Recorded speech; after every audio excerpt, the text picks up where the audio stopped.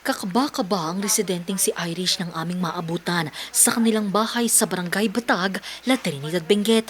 Ito'y dahil ang kanilang bahay pinasok na ng abot tuhod na tubig. Dulot yan na walang humpay na buhos ng ulan na nagsimula pa noong linggo. Gumamit na siya ng water pump para mailabas ang naipong tubig baha sa loob ng kanilang bahay. Nagrigat ti kasta. No remark to kanal nga kastoy awan ikasta nga rumar, awan ikasta nga kakaro da estudyante. So nga no mabalbalin angay nga kastoy ko ma. Ta nagrigat ti man. Na nagyang kami adi ijay second floor. Second floor pa lang. So nga tinatawagan mi ti man jay kakabagyan mi dita. Bukod kay Irish, 9 na mga bahay pa ang nalubog sa baha sa barangay. Ang problemang ito taon nang tinitiis ng mga residente, lalo na't ang Barangay Batag ang nagiging catch basin ng mga karatig barangay sa La Trinidad. Ang problema, kung gaano kabilis ang pag-akyat ng level ng tubig, ay siya namang bagal nitong humupa. Abot tuhod na ang level ng tubig baha dito sa isang barangay sa bayan ng La Trinidad, Benguet.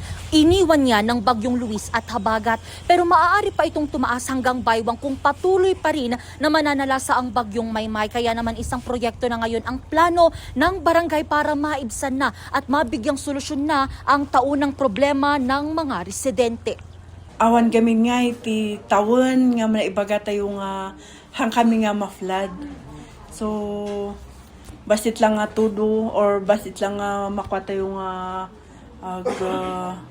umayti typhoon. Kat, adan nga ije panunod tayo nga ala, dan tunti report naman ti flood. We will identify no anya ti possibility na nga isimpami degi ni a great committee kanal kuma nga pag naanti dandanon.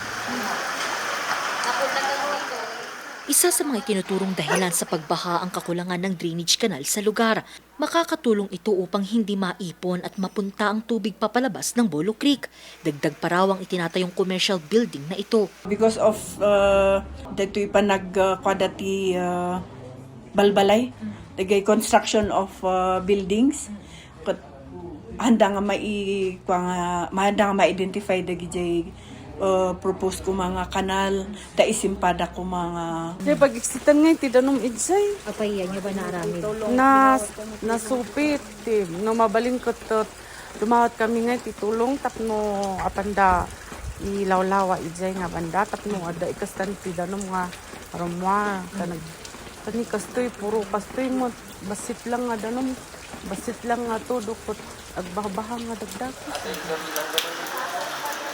Sinubukan naman ng news team bisitahin at kunan ng pahayag ang management ng nasabing gusali pero nadatnan lang ito ang isa sa mga site engineer at tumangging magbigay ng anumang pahayag. Sa ngayon, patuloy na nakaalerto ang barangay habang ramdam na sa bayan ng La Trinidad ang wind signal number 2. Angel Arquero, RNG News.